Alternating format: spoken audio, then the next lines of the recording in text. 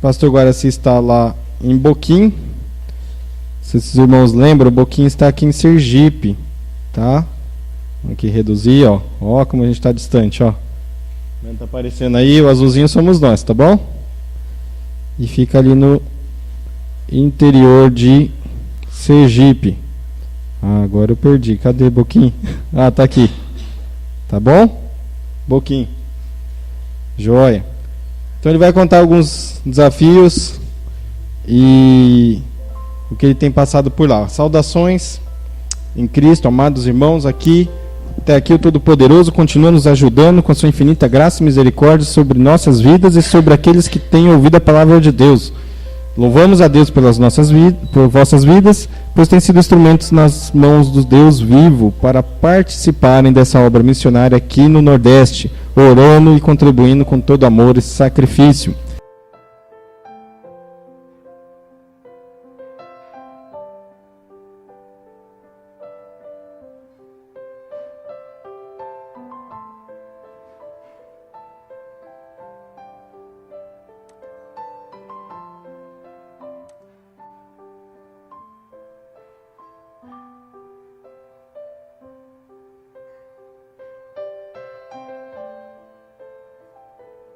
Ensina a criança o caminho que ela deve andar.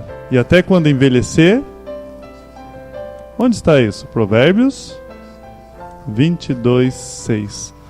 Nós já falamos aqui do Salmo 127, que a palavra de Deus diz: se o Senhor não edificar a casa, em vão trabalhos que edificam. Já falamos de a carta de Paulo aos Coríntios 10:31, quer comais, quer bebais, quer façais qualquer coisa, façamos tudo para glória de Deus. Amados, a questão é que é belo, é bonito, família é coisa de Deus, né? Família, às vezes deixa o celular ligado, mas não é o Corinthians não, viu? É quase. E agora, mas é sério, é bonito, mas é sério. Às vezes nós brincamos com coisa séria e às vezes o sofrimento vem por nós não atentarmos aquilo que é sério. Família é coisa séria, é bênção de Deus. Mas quando nós olhamos o Heitor iniciando agora, né, e outros que estão chegando, há um caminho pela frente. Hoje pela manhã eu ouvindo o Sandro falar do pai dele, pensando, né, os seus irmãos não estão mais aqui, o Sandro está aqui, mas lá atrás ninguém podia traçar o caminho do pai do Sandro, dos irmãos do Sandro, mas ele está aqui de alguma forma. E quando nós olhamos na Bíblia também, falávamos a semana passada de João o Batista, né, o que os pais esperavam e o que aconteceu realmente. Então nós temos as nossas expectativas. Por isso que a nossa dependência é total de Deus. E eu penso que nós podemos fazer as duas coisas. Usufruir da bênção que é família, essa coisa de vovó, vovô, titio, E antigamente tinha o bença pai, bença mãe, né? Que acho que herdamos do catolicismo, mas havia pelo menos uma reverência que hoje não tem. Ou a criança chegava com aquele cheirinho de comida dentro de casa e a mãe falava lá, né? Vai tirar o uniforme, né? E logo vem almoçar. Hoje já está tendo pouco esse tipo de coisa. Mas é família, é família. Então, ao mesmo tempo que é bom, que é saudável, que é alegre, são momentos alegres, felizes, também é sério. E nós podemos andar com as duas coisas juntas, né? E eu quero pegar o Heitor, ele está muito inquieto e parece que ele está querendo que eu pegue ele.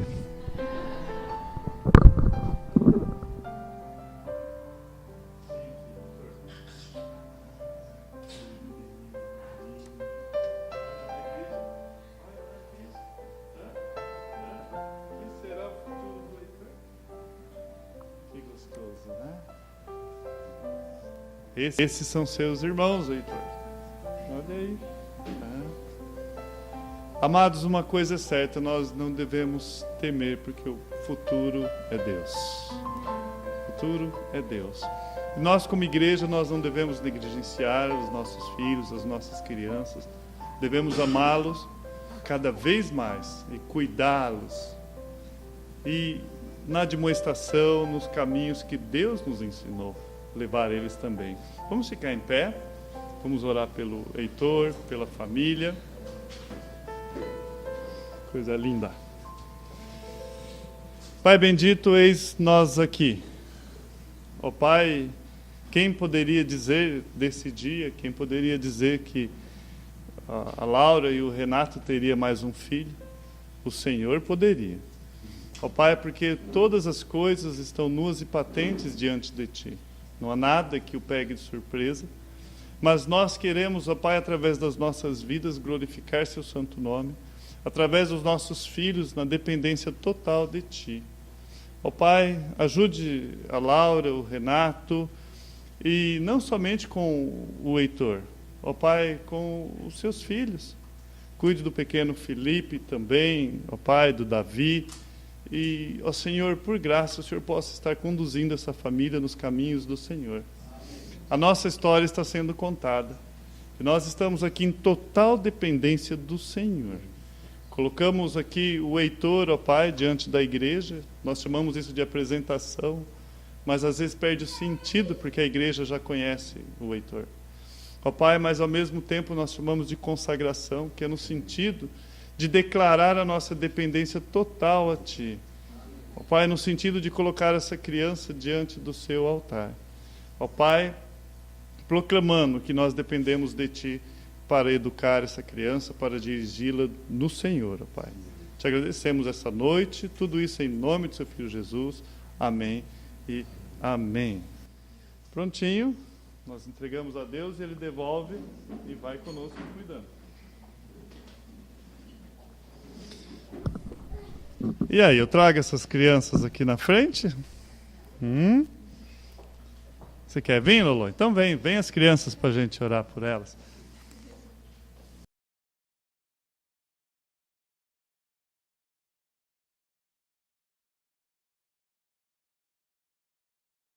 E nós não podemos privar a igreja dessa visão, né? Que delícia. Louvado seja Deus. Vamos orar novamente? Orar nunca é demais. Pai bendito, olha aqui as nossas crianças, ó Pai. Quem somos nós? E pela graça o Senhor nos trouxe até aqui hoje. Pai, novamente, passa tão rápido os domingos. Ó Pai, nos ajude como igreja. Novamente, eis aqui elas vão estar indo com os professores. Ajude cada professor que tem lutas individuais também, ó Pai.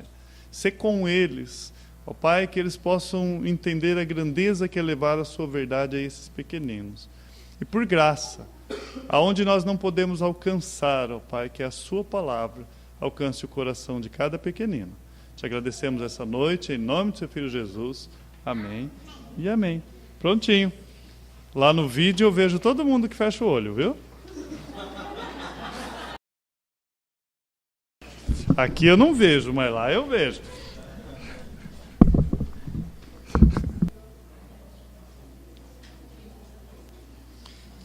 Vamos lá então, Marcos.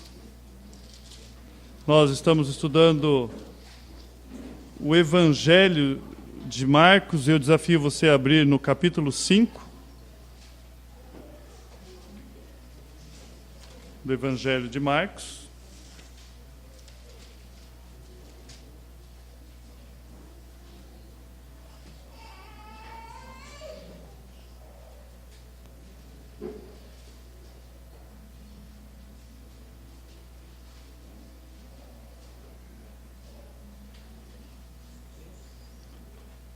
Nós estaremos lendo Marcos capítulo 5, do verso 21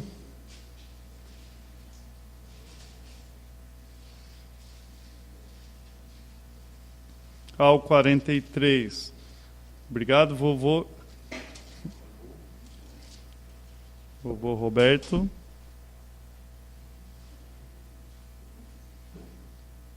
Marcos capítulo 5, do verso 21 até o 43, nós estaremos orando. Eu desafio a igreja sábado que vem, nós estamos alternando, às vezes nós fizemos a ceia no domingo, agora faremos no sábado, né? E, amados, venha, né? Se está em pecado, algumas pessoas falam, mas eu não estou digno de ceiar. Se você é convertido, se você já passou pelas águas, nada te impede. E se há algum pecado que está impedindo você de estar aqui, sábado, confesse e deixe. Para pecado tem solução, Jesus Cristo. Uma vida transparente diante de Deus. Coloque diante de Deus e esteja aqui sábado. Do verso 21 ao 43, nós vamos estar lendo, que o Senhor nos ajude essa noite. Tendo Jesus voltado no barco para o outro lado, afluiu para ele grande multidão, e ele estava junto do mar. Eis que chegou a ele um dos principais da sinagoga, chamado Jairo, e vendo-o, prostrou-se aos seus pés, e insistentemente lhe suplicou: minha filhinha está à morte, vem, impõe as mãos sobre ela para que seja salvo, e viverá. Jesus foi com ele. Grande multidão o seguia, comprimindo-o. Aconteceu que certa mulher, que havia 12 anos, vinha sofrendo de uma hemorragia, e muito padecera à mão de vários médicos. Tendo despendido, ou perdido, tudo quanto possuía, sem contudo nada aproveitar, antes pelo contrário, indo a pior. Tendo ouvido a fama de Jesus, vindo por trás dele, por entre a multidão, tocou-lhe a veste, porque dizia: se eu apenas lhe tocar as vestes, ficarei curada. E logo se lhe estancou a hemorragia e sentiu no corpo estar curada do seu flagelo. Jesus, reconhecendo imediatamente que dele saíra poder, virando-se no meio da multidão, perguntou: quem me tocou nas vestes? Responderam-lhe os discípulos: vês que a multidão te aperta e dizes: quem me tocou? Ele, porém, olhava ao redor para ver quem fizera isto. Então a mulher, atemorizada e tremendo, cônscia do que nela se operara, veio, prostrou-se diante dele e declarou-lhe toda a verdade. E ele lhe disse: filha, a tua fé te salvou. Vai-te em paz e fica livre do teu mal. Falava ele ainda quando chegaram alguns das casas do chefe da sinagoga, quem disseram: tua filha já morreu, por que ainda incomodas o mestre? Mas Jesus, sem acudir às tais palavras, disse ao chefe da sinagoga: não temas, crê somente.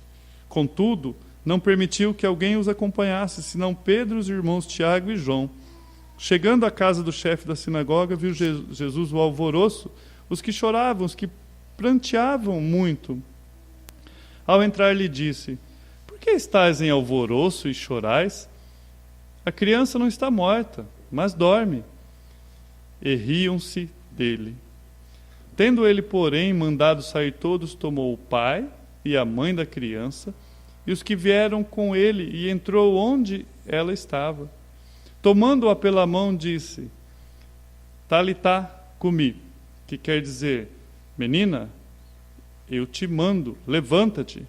Imediatamente a menina se levantou e pôs-se a andar, pois tinha 12 anos.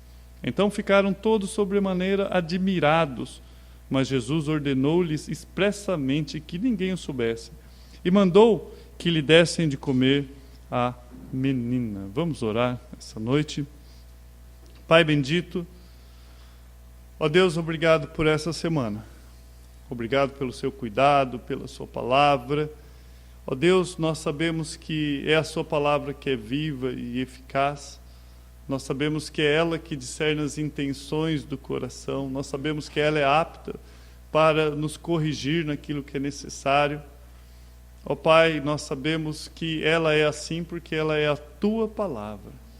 E é a ti que nós suplicamos, ó Deus. Pai bendito, enquanto o Senhor não volta, e quem dera fosse hoje ainda que o Senhor voltasse, ó Pai, mas enquanto nós estamos aqui, nos ajude a fazer a sua vontade, a aprender cada vez mais de ti.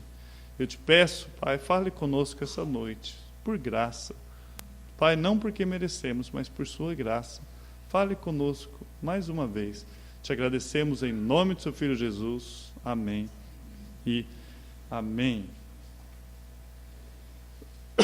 Alguns poderiam dizer o toque da fé, mas nós vamos estudar 2 contextos essa noite, e eu poderia chamar o que o texto está nos dizendo, ou o que eu pretendo trazer para a igreja hoje, daquilo que o texto falou a mim, e eu posso ver aqui a decisão que vem da fé. Para que nós não nos tornemos muitas vezes místicos e confundimos o toque como talvez tocar uma imagem ou algo assim, mas para que nós possamos ver que existem decisões em nossa vida, atitudes na nossa vida que expressam a nossa fé, aquilo que nós pensamos. Nesse contexto aqui, Jesus ele tinha acabado de ser expulso lá de Gadara. Nós vimos isso no início do capítulo 5. Algumas versões usam o termo gesarenos, né? Eles rejeitam a Jesus. Por favor, saiam daqui. Era após esse contexto. Jesus ele foi calorosamente recebido por uma multidão lá em Cafarnaum. E o contexto aqui, as pessoas estavam à sua volta, a multidão, a Bíblia fala que o comprimia, mas nesse contexto de multidão, comprimindo Jesus, empurrando, apertando, apenas 2 pessoas se destacam aqui, que é essa mulher com um problema de fluxo de sangue, hemorragia, uma mulher hemorrágica, e Jairo. É o que nós vemos nesse texto a qual a Bíblia nos ensina. Existem alguns contrastes aqui. O que é contrastes? Preto e branco é um contraste. Jairo era um líder da sinagoga. Então, Jairo era alguém conhecedor da lei e talvez alguém que tivesse até uma dificuldade em chegar em Jesus Cristo por causa do cargo que ele exercia. Então, era um cargo que, para ele fazer o que ele fez, então a filha tinha que estar realmente ruim. Nós temos Jaime, era um líder da sinagoga, e ela uma mulher anônima.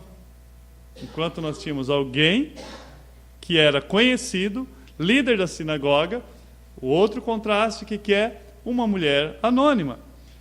Jairo era líder religioso, estava lá na sinagoga o tempo todo. A mulher, ela era excluída da sociedade ou da comunidade religiosa, enquanto um estava envolvido com as coisas religiosas, outra era excluída. Jairo era rico. Ela havia perdido todos os seus bens, tentando a cura para a sua enfermidade. Jairo tivera a alegria de conviver 12 anos com a sua filha, e que estava agora à beira da morte. Ela sofria 12 anos uma doença terrível que impedia ela de ser integrada à sociedade e de ser mãe, e entre outras coisas. Mas é interessante que 12 anos atrás, desse contexto, ninguém poderia imaginar que 12 anos se entrelaçariam duas histórias. Quando essa menina estava nascendo, também nascia o problema daquela mulher. 12 anos se passaram. Jairo faz um pedido público a Jesus.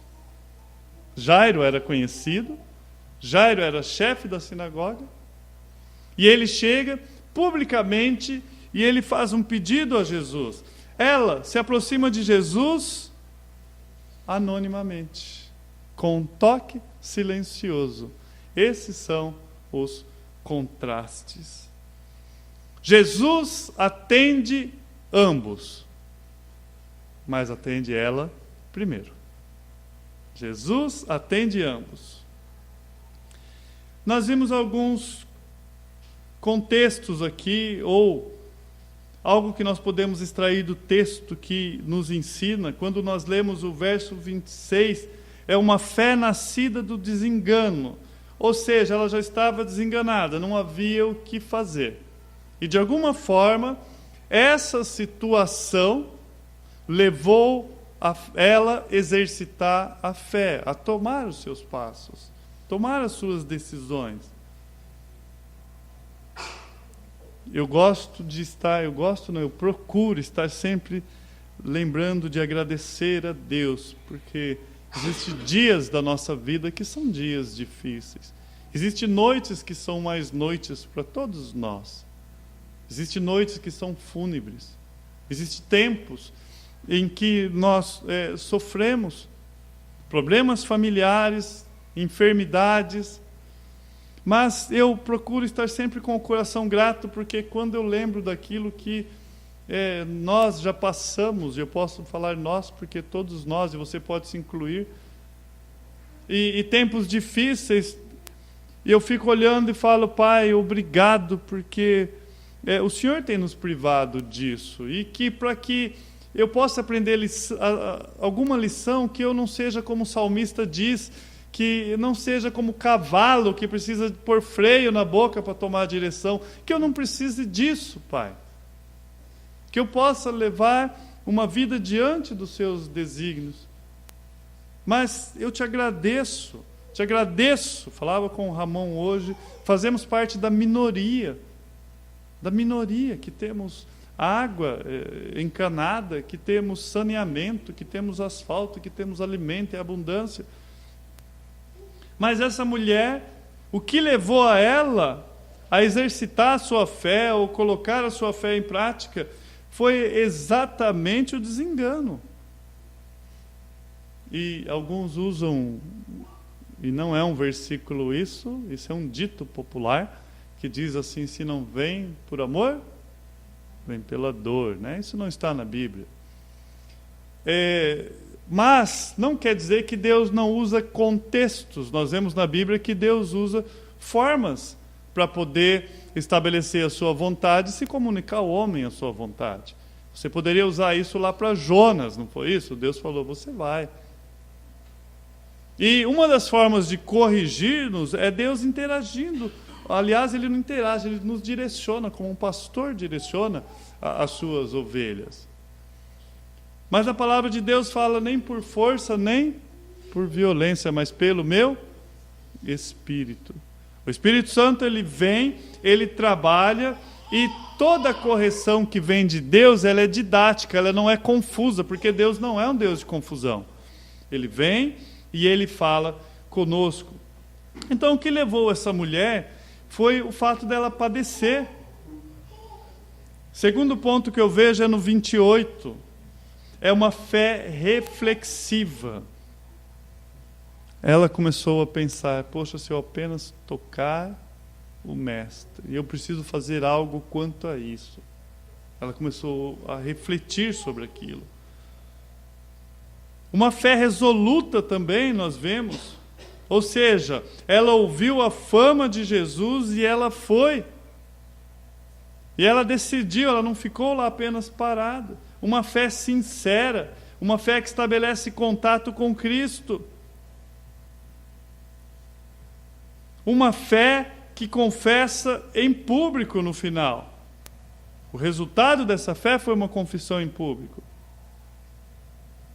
Uma fé que foi recompensada. Nós vemos todos esses caminhos até chegar a uma fé que ela foi recompensada.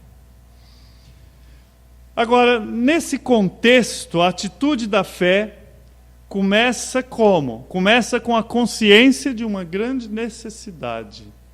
É interessante que Jesus falou que é mais fácil passar um camelo pelo fundo ou buraco de uma agulha do que um rico entrar no reino dos céus, porque o Deus dele é o dinheiro. Então não nasce uma necessidade ali. Aos discípulos fala, sendo assim é impossível. Jesus fala, o que é impossível ao homem é possível a Deus. Então se não é Deus agir naquele coração, porque muitas pessoas elas vão se achegar somente em extrema necessidade. Mas enquanto está tudo bem, enquanto ele está lá na sua piscina térmica, ele não vai achar que existe um Deus ou a necessidade de um Deus. Nem todos os contextos são assim. Nós não podemos fazer disso uma doutrina, mas em alguns aspectos nós vemos Deus trabalhando dessa forma. Quando estudamos Filipenses, nós vimos Deus trabalhando de formas diferentes para aquela mulher que era possuída por Satanás, por Lídia, pelo carcereiro. Cada um foi de forma diferente que Deus trabalhou. Nós vemos que essa mulher, ela tinha um sofrimento prolongado, 12 anos. Ela buscou por cerca de 12 anos. Foi um tempo de busca, esperança e frustração, porque se ela continuou 12 anos, significa que ela tinha esperança. Esperança. 12 anos. Ela continuou, sem se desanimar. Aquela mulher buscou a cura durante 12 anos. E eu imagino cada médico, cada resposta à frustração. Não. Foram 12 anos de enfraquecimento constante. Agora, não são 12 anos em que você está gozando de plena saúde, você está esperando talvez a aposentadoria. Quando falamos em hemorragia, a luz vermelha acende.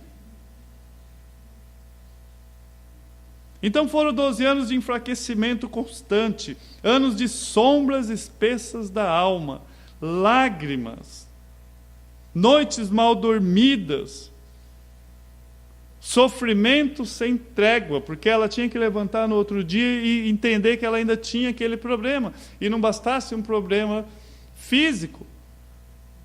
Como aprendemos vendo a vida daquele leproso, lembra-se bem a mesma situação dele, tinha um problema com a sociedade, com o convívio com a família. Foram 12 anos. Provérbios 13:12 diz que a esperança que se adia faz adoecer o coração. Ou seja, quanto mais vai ficando longe a esperança, a Bíblia fala que adoece o coração. Quanto mais vai ficando longe. Está lá em Provérbios 13:12. Também existia o Talmud. Lá havia 11 formas de cura para hemorragia. Com certeza ela buscou todas elas, porque a Bíblia diz que ela procurou todos os médicos. O que ela tinha de dinheiro, o que ela tinha de bens, ela investiu. Ela gastou tudo o que ela tinha com médicos. Então nós não podemos dizer que era uma mulher que era negligente. Era uma mulher batalhadora, era uma mulher que corria atrás de fazer. Era uma mulher que estava buscando uma solução para a sua vida. Incansavelmente, nesses 12 anos, ela tentou. Então nós não podemos dizer, olha, está assim por causa da sua negligência. Está assim porque merece estar assim. Não, ela era uma mulher que buscava. Aquela mulher gastou tudo o que tinha. Ela não era passiva nem omissa. Ela não ficou amuada ou acantoada reclamando da vida. Antes ela correu atrás de uma solução. Esse era o perfil. Ela bateu em várias portas buscando a solução para o seu problema. Agora, contudo, embora todo esse esforço, duas coisas estavam acontecendo que nós tememos perder: a saúde e o dinheiro, não é isso? Se Deus me der saúde, dinheiro, a gente vai atrás. Não tem esse jargão aí? Deus me dando saúde. Ela estava perdendo a saúde. E estava perdendo também o dinheiro. Ela ficava cada vez pior, porque a doença era crônica e grave. A medicina não tinha resposta para ela. Os médicos não podiam ajudá-la. Aquela mulher perdia sangue diariamente. Tinha uma anemia profunda. Uma fraqueza constante. Agora, sangue é símbolo de vida. Sangue é símbolo de vida. Então é como se a vida, o diagnóstico dela era sombrio, como se a vida estivesse se esvaecendo, indo embora, estava perdendo vida. E fora que ela estava perdendo vida, ela olhava para frente e ela não podia gerar vida. A história dela parava ali, que agora ela não podia ter filhos. Essa mulher enfrentou pelo menos 3 tipos de segregação por causa da sua enfermidade. Primeiro, a segregação conjugal. Segundo a lei judaica, nenhuma mulher poderia chegar ao seu marido na situação em que ela se encontrava. Então, possivelmente, se ela fosse casada, isso já havia abalado há 12 anos o seu casamento. Se ela fosse solteira, ela não podia se casar. O jovem nem se aproximava dela. Então havia ali uma segregação conjugal. Enquanto isso, uma menininha estava crescendo e brincando. Olha como a história vai sendo contada e narrada. Paralelamente, a filha de Jairo tinha saúde e estava brincando. E os anos se passavam para essa mulher, os anos se passavam para essa menina também. E nem em qualquer sonho, talvez eles imaginavam que essas vidas se entrelaçariam, e nós estaríamos estudando a história de ambos agora. Então, primeiro, ela tinha uma segregação conjugal. Segundo, ela tinha uma segregação social. Uma mulher com hemorragia, ela não podia se associar com outras pessoas, ela deveria viver confinada ao isolamento, como se tivesse lepra, estaria naquilo que a gente chama de um ostracismo, né, social. Ela tinha que ficar se cuidando, se policiando. Por 12 anos ela não poderia abraçar nenhum familiar sem lhe causar dano, ou tornando ele impuro, porque a Bíblia diz que ela não poderia fazer isso. Por 12 anos. Essa mulher é tratada como se fosse uma leprosa. Aí perguntamos, como será que estaria a sua autoestima? Será que ela poderia ter desistido no primeiro ano, no segundo ano, no terceiro ano? Fazia 12 anos que ela vinha lutando com a saúde dela. Como estaria o seu coração? Que a Bíblia diz que ela chegou anonimamente para tocar Jesus. Ali era mais um desafio. E ela poderia ser rejeitada, porque quem tocasse Se ela tocasse em outra pessoa, nós já aprendemos isso, cerimonialmente ele estaria impuro, ela sabia das consequências. Mas nós aprendemos que, ao invés de ela tornar Jesus impuro, é ele que a torna pura. Isso é um quadro do que ele faz conosco, se colocando no nosso lugar. Então ela tinha uma segregação conjugal, uma segregação social e também uma segregação religiosa. Uma mulher com fluxo de sangue jamais poderia entrar no templo.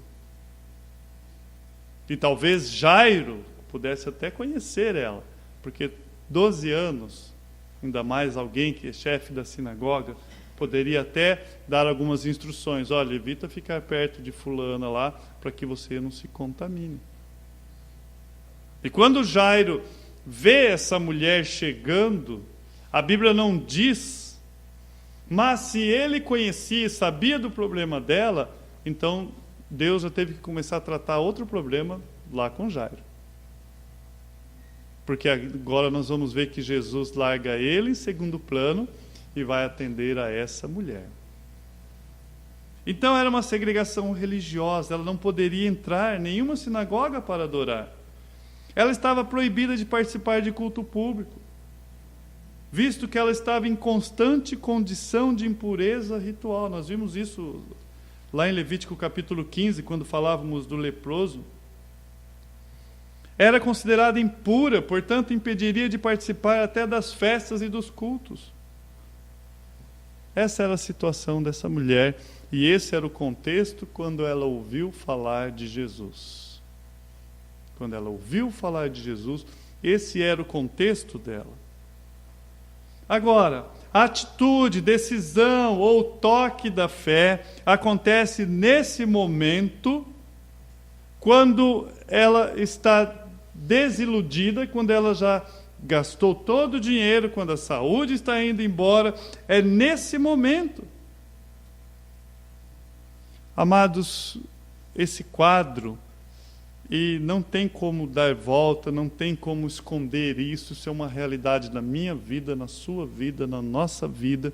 Os nossos problemas não somente nos afligem, mas os nossos problemas têm poder para nos arrastar aos pés da cruz. Aos pés da cruz. E eu sempre vejo dois caminhos. Ou esses problemas vão te afastar de Deus, ou eles vão fazer com que você se aproxime mais e mais do Senhor. Mais e mais. Eu lembro um testemunho de um pastor que ele estava em meio a um tornado, e ele tinha 6 anos, e eles tinham que rapidamente, os avisos a sirene começou a tocar, e os sinos lá, mas era de madrugada e não deu tempo dele acordar a esposa. Quando ele olhou, ele falou, não vai dar tempo, porque era só, lá onde ele mora é comum, então eles entram no subterrâneo lá e deixam o tornado passar, né? Mas não deu tempo. E aí ele pegou e se escondeu com a mãe embaixo de uma mesa ou de um móvel lá, e o pai ficou na janela olhando o tornado vir, e a mãe orando, né, suplicando para que Deus poupasse a vida deles, que se viesse sentido eles, talvez eles não vivessem. E ele falou que naquele momento, olhando a janela, madrugada, e os raios do tornado vindo, ele falou que ele soltou da mãe, dos braços da mãe, e correu abraçar a perna do pai, porque ele sentiu mais segurança no pai. A mãe estava chorando ali, suplicando, e o pai estava lá olhando pela janela e vendo o tornado, e ele falou, meu pai, correu lá e segurou. Então, às vezes, coisas que acontecem na nossa vida podem nos levar a auto-se defender. Eu não digo só problemas com saúde, às vezes quando somos afrontados por outra pessoa, nós tendemos a levantar o nosso queixo e querer bater de frente, sendo que a atitude deveria correr e abraçar, esconder atrás do nosso papai, falar, Senhor, me defende. Mas às vezes nós queremos colocar o peito e adentrar e resolver soluções que não estão aos nossos alcances. Então, é nesse contexto que ela ouve falar de Jesus, e foi esse contexto que levou ela a procurar a Jesus. Ela ouvira falar de Jesus e das maravilhas que ele fazia. Isso foi gerando fé. A palavra diz que a fé vem pelo ouvir. E ouvir a palavra de Deus nós temos hoje. E ela ouvia do próprio Deus.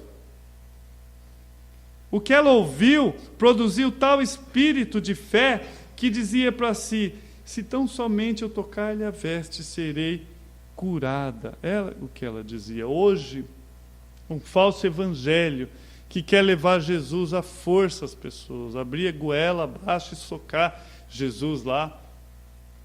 Não tem mais ninguém subindo em árvore para ver Jesus, não tem ninguém mais abrindo o telhado para descer, não tem mais ninguém enfrentando multidão, não tem ninguém mais enfrentando talvez a humilhação como Jairo para chegar diante de Jesus, mas é um Jesus que é vendido como um produto. Mas a fé produz isso, a necessidade de que faça algo em relação àquela situação. No contexto aqui, a enfermidade, no contexto aqui, a morte. Aplicando no contexto da evangelização e de Cristo na nossa vida, é o Espírito Santo mostrando a nossa situação pecaminosa e que se deve fazer algo a respeito disso, quanto à salvação e pós-salvação também. Em se tratando de uma semana que haverá ceia, esse assunto é totalmente pertinente. E lá no capítulo onde Paulo fala da ceia, ele fala: olha, nós devemos julgar a nós mesmos. Ou avalie o homem a si mesmo. Então, essa fé que eu digo ter aos quatro cantos, que eu digo que eu vou à igreja, essa fé tem produzido algo na minha vida. Essa fé tem feito eu tomar algumas decisões que me aproximam de Cristo. Esse é o néctar. Essa é a essência dessa mensagem essa noite. A fé que faz tomar decisões. A fé que anda.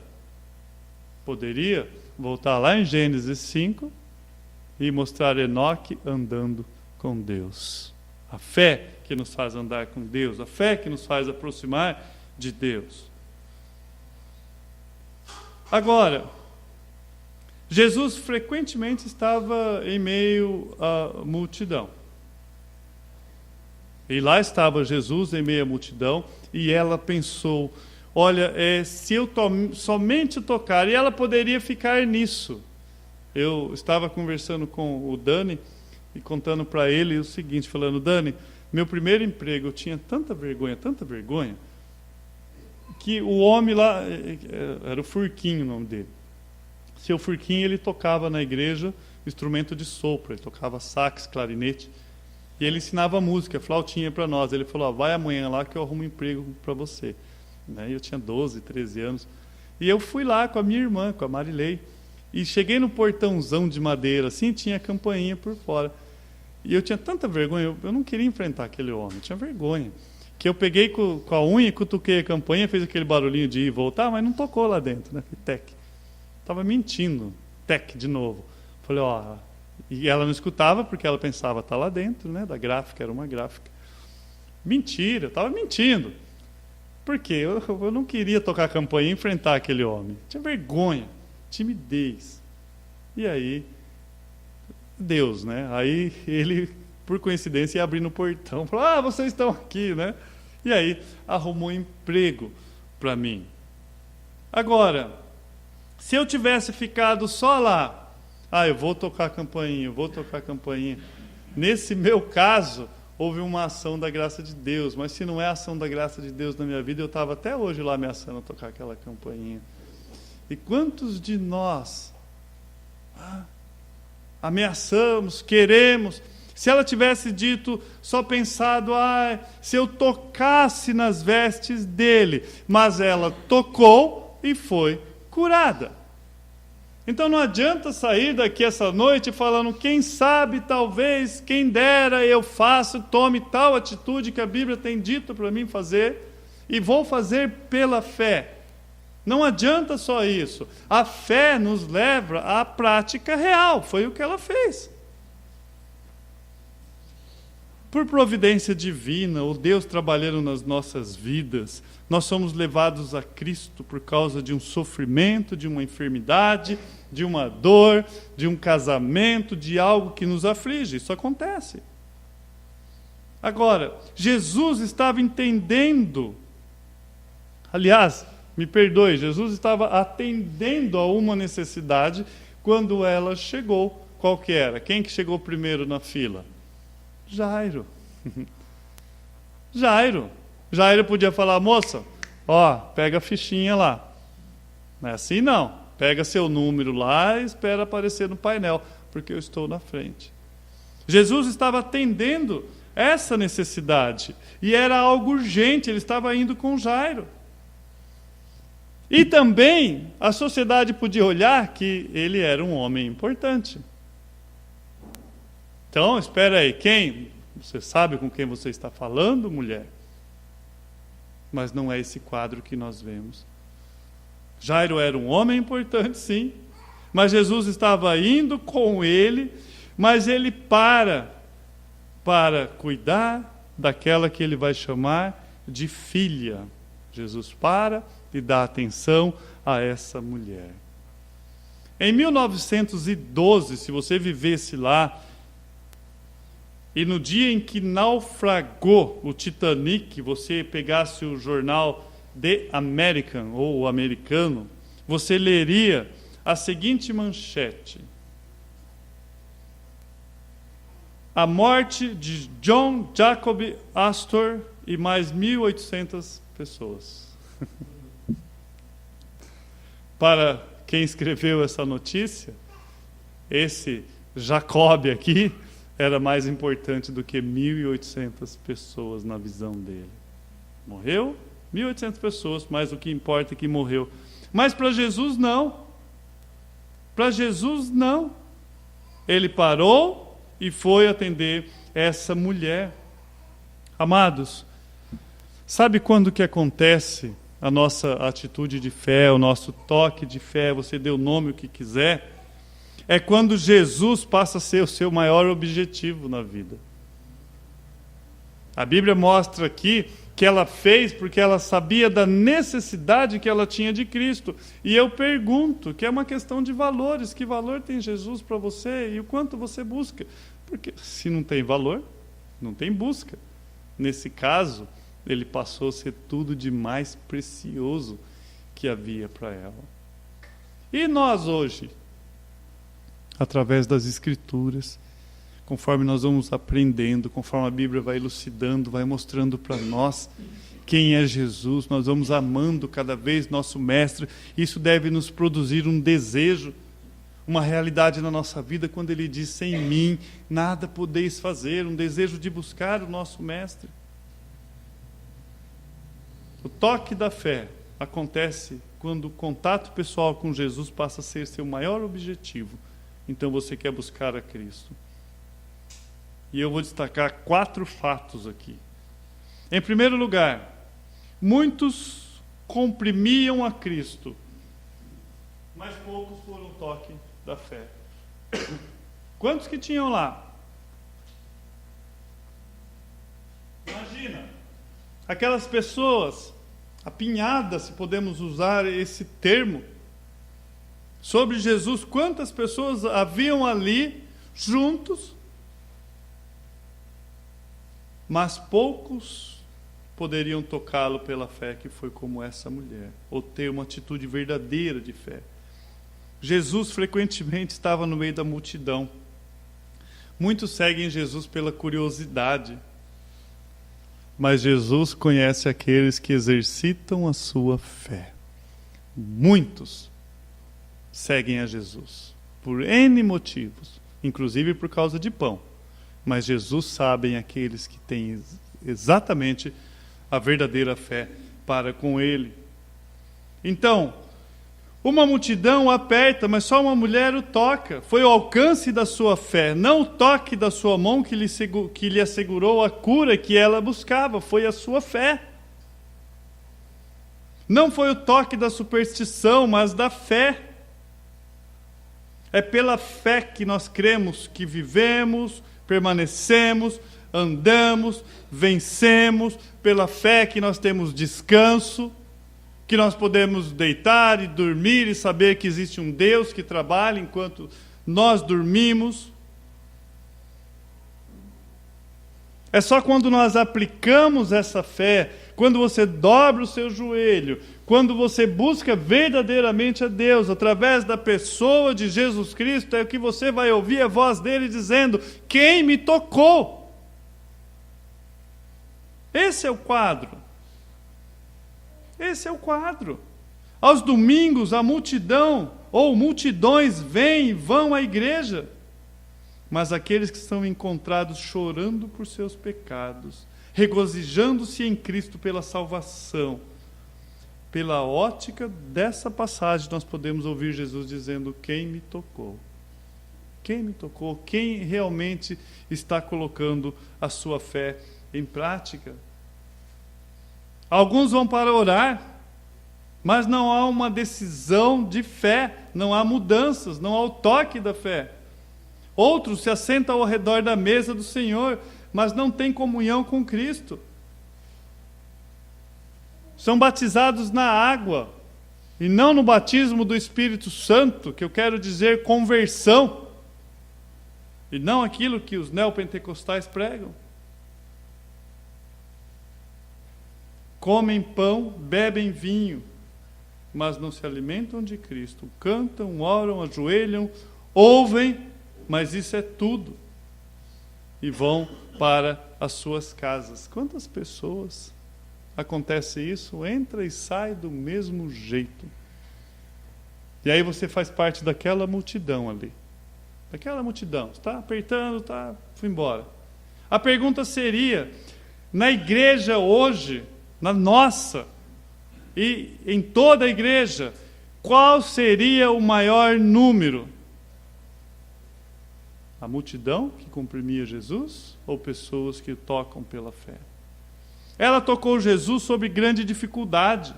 Havia uma grande multidão atrapalhando o seu caminho. Ela estava enferma, fraca, impura, mas ela continuou. Ela tocou Jesus secretamente. Não tocou trombeta. Amados, você pode chegar, eu posso chegar diante de Deus secretamente, porque Ele nos ensinou a fazer isso. Sem tocar trombeta, ela fez isso. Ela tocou em Jesus. Vá em Jesus, mesmo que a multidão não o perceba, que a sua família não saiba. Vá em Jesus. Quantas pessoas têm a desculpa da sua adoração por causa da sua família? Por causa das pessoas que estão próximas de você, nada impede você de chegar ao seu Deus, através da pessoa de Jesus Cristo, na hora que você quiser. E encontrar conforto para a sua alma. É um dos quadros que nós vimos também. Ela tocou em Jesus humildemente. Ela tocou por trás, silenciosamente. Ela se prostrou-se trêmula aos seus pés.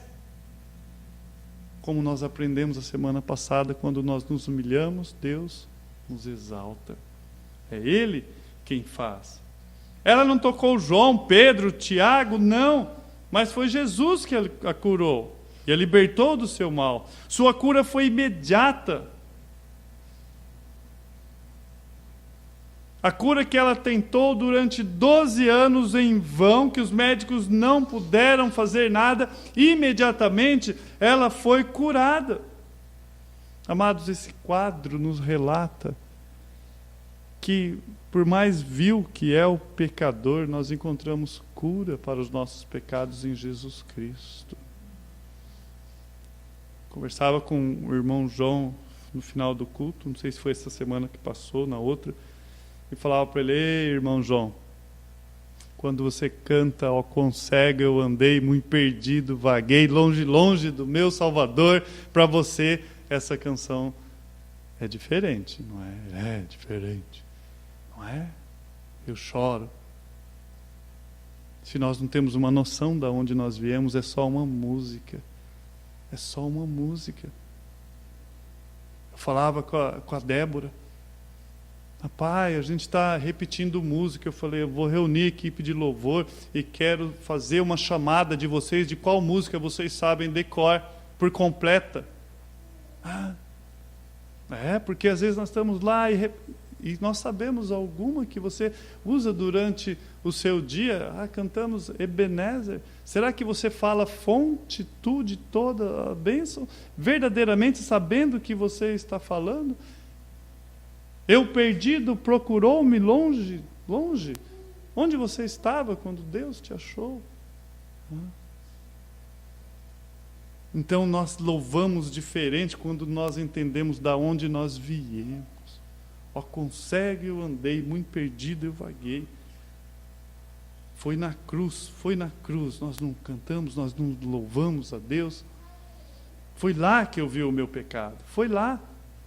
Então, a cura foi imediata. Ainda que uma pessoa seja rejeitada, esteja afundada no pântano do pecado, a cura para ela. Ainda que uma pessoa esteja possessa de demônios, a cura para ela. E Jesus, no verso 34, diz: filha, tua fé te salvou. Vá-te em paz. Fica. Vá-te em paz e fica livre do teu mal, da sua doença, do seu problema. Um texto que começa sempre tratando ela de mulher, citando tal mulher, termina chamando ela de filha. Não é mais uma mulher, agora ela é filha. Agora ela é filha. Mas aí, a ressurreição da filha de Jairo, do 35 ao 43.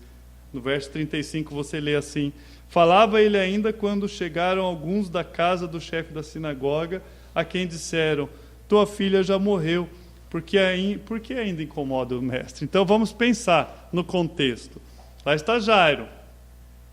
E ele corre até Cristo, prostra-se aos pés de Jesus, pede por socorro. A sua filha está morrendo. Quando ele saiu, ela estava viva. Então, teria que, como se fosse uma ligação para o SAMU, liga a sirene, as luzes e corre, porque minha filha está morrendo. Senhor, minha filha está morrendo.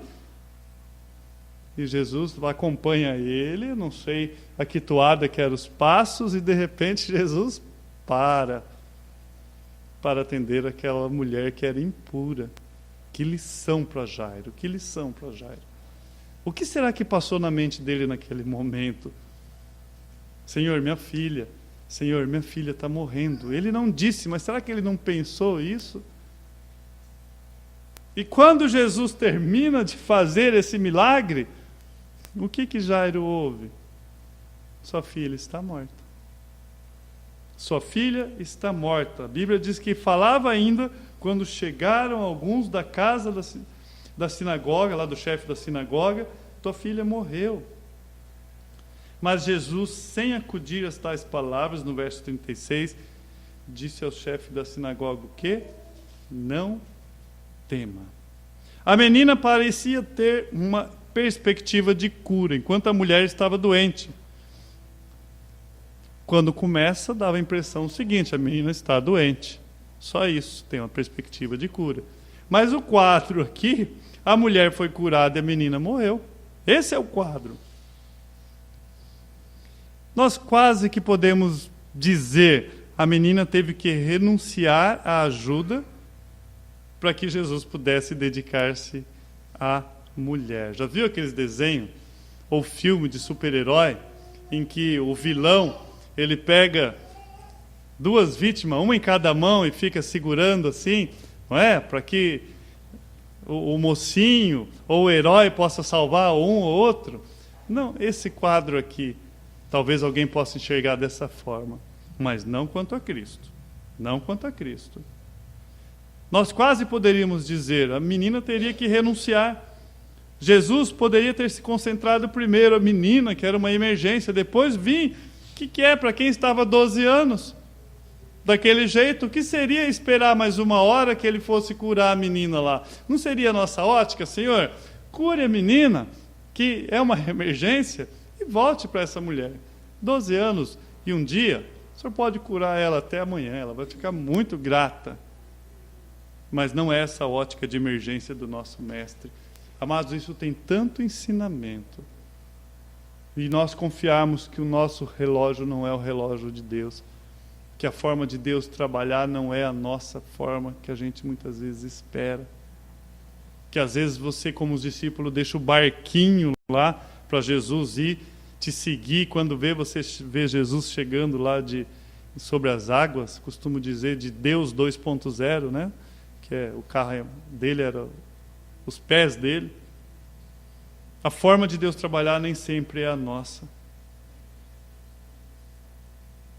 Esse pai, o que aconteceu com esse pai? A menina parecia ter perspectiva e agora ele recebe essa notícia. Enquanto a mulher com hemorragia recebe graça, um pai naquele momento vive um pesadelo, que um pai receber ali uma mensagem que a filha está morta, não deve ser fácil. Ele se envolve com Jesus, ele se envolvera com Jesus, ele se ajoelha publicamente diante de Jesus, mas Jesus permite que o detenham, ou seja, ele está se envolvido com Jesus, vai saber quais eram os pensamentos dele, mas Jesus para tudo por causa daquela mulher. Talvez passou pela mente dele, olha, eu não deveria estar aqui, eu estaria fora de todo esse negócio. Mas a Bíblia vai relatar aqui que nós temos um pai que tinha uma fagulha de esperança. Ele tinha uma esperança de ver a filha dele viva. E que essa fagulha tinha acabado de ir embora. Tinha acabado essa minúscula faísca de esperança. Até esta lhe é arrancada, sua filha já morreu. Jairo, em vista dessas palavras, de repente, se vê numa solidão terrível. E é incrível, não é? Como que é a resposta de Cristo à nossa fé. E ali, quando não restava mais nada para Jairo, era notícia. E ele estava lá, ele e ele mesmo, porque a morte é algo que nós enfrentamos conosco mesmo, é difícil. Uma mãe, um pai enterrar um filho, ou uma mãe enterrar um filho, seja quem for. Aquele momento era o momento dele. Não tem como você arrancar isso. Como é difícil quando nós vamos em funerais, você não tem palavra para dizer para a pessoa, ela está sofrendo, e aquilo ela vai ter que passar por aquilo, é difícil. Nós temos que enterrar os nossos mortos, muitas vezes é a forma natural, são os nossos pais, avós, mas não é fácil, dói. Mas naquele momento ímpar na vida dele, em que ele tinha perdido a sua filha de 12 anos, alguém o conhecia. E esse alguém é Jesus Cristo. E qual é o conforto que Jesus Cristo dá para esse pai? Mas Jesus, no verso 36, sem acudir às tais palavras, disse ao chefe da sinagoga: não temas, crê somente. Não temas. Qual foi as palavras que Jesus usou? Não temas. Creia. Não temas. Não temas. Essa palavra de ânimo refere-se expressamente à notícia recém-recebida que ainda estava na mente de Jairo, que fazia ele estremecer. Jesus ouviu também a notícia, mas Jesus não obedeceu aquelas pessoas, porque ele não reconheceu aquelas palavras de morte como a sentença, como a final. Não temas. É essa palavra que Jesus tem para nós. Esse é o desafio, é isso que traz o exercício da fé. E muitas vezes a nossa fé é combatida com forças de desesperança, de desânimo, nós andamos mancando. Talvez fosse essa a situação de Jairo. Em um determinado momento ele estava apoiando numa perna, que havia uma fagulha de segurança, e agora ele apoiava na outra, que já não havia mais nenhuma esperança, e nessa fé trôpega, que é a nossa fé, falhos como falhos nós somos, você suplica diante de Deus, ou você não suplica diante de Deus. O fato de você estar prostrado diante do seu Deus, sem uma palavra, Ele tem a palavra: não temas, não temas. Alguém já disse, não adianta ter um coração cheio de palavras, mas vazio de Deus. É melhor ter um coração cheio de Deus, muitas vezes vazios de palavra. Naquele momento, a última palavra era de Cristo. Era de Cristo. Por isso Jesus trata a sua fé, como há pouco fez com aquela mulher. Como há pouco fez com aquela mulher. E aí nós terminamos o texto. Há ali algumas risadas espontâneas quando Jesus fala, no verso 40, a palavra fala que riam-se dele. E nós entendemos que houve uma mudança brusca de choro para o riso, e não eram seus familiares, talvez, né? Pessoas próximas, nós não sabemos, a Bíblia não diz.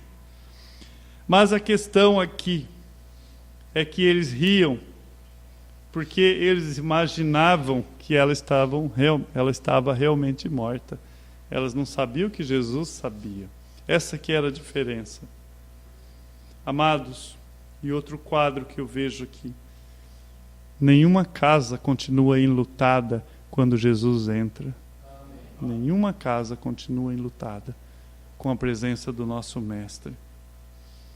Tomando pela mão, ele disse, Talita cumi, que quer dizer, menina, eu te mando, levanta-te. Imediatamente a menina se levantou e pôs-se a andar, pois tinha 12 anos. Então ficaram todos sobremaneira admirados. Mas Jesus ordenou-lhe expressamente que ninguém o soubesse e mandou que desse de comer a menina, sinônimo de vida. Dá alimento para essa menina, provando que ela estava muito vida. Jesus chega e é vida. Vamos curvar nossas cabeças, vamos orar essa noite. Pai, obrigado pela pequena porção da sua palavra. O Senhor vem nos desafiar essa noite a exercitar a nossa fé. Falhos como falhos nós somos. Ó Pai, talvez nós estamos na situação daquele chefe da sinagoga, arrogante, achando que sabemos e podemos, e o Senhor permite a morte de uma filha para que nós prostramos aos seus pés e nos humilhamos. Ou às vezes nós estamos na situação daquela mulher que há vários anos continua sofrendo e não perdeu a esperança e buscou em Ti a solução para ela. Mas, ó Pai, talvez o quadro seja ruim e estamos como a multidão, tão próximo de Ti e ao mesmo tempo tão longe de Ti. Ó Pai, nos ajude a exercitar a nossa fé. Esse momento que eu estou orando, Pai, que não possa ser um momento apenas religioso, mas verdadeiramente eu possa estar falando contigo. Ó Pai, que as nossas orações sejam orações verdadeiras, não ladainhas, palavras repetitivas. Ó Pai, nos ajude a buscá-lo verdadeiramente. Que nós possamos sair daqui desafiados a sermos mais íntimos do Senhor, a buscar mais e mais a Ti. Que o nosso movimento, Pai, seja pela fé. Nos ajude a colocar em prática. Ó Pai, e que as pessoas ao verem, ao olhar para nós, possam ver o que a fé produz, que são atitudes e decisões que nos aproximam de Ti. Obrigado por essa noite, por cada alma, cada vida preciosa que está aqui. Te agradecemos em nome do Seu Filho Jesus. Amém e amém. Louvado seja Deus por mais essa porção. A comunhão faz parte do culto.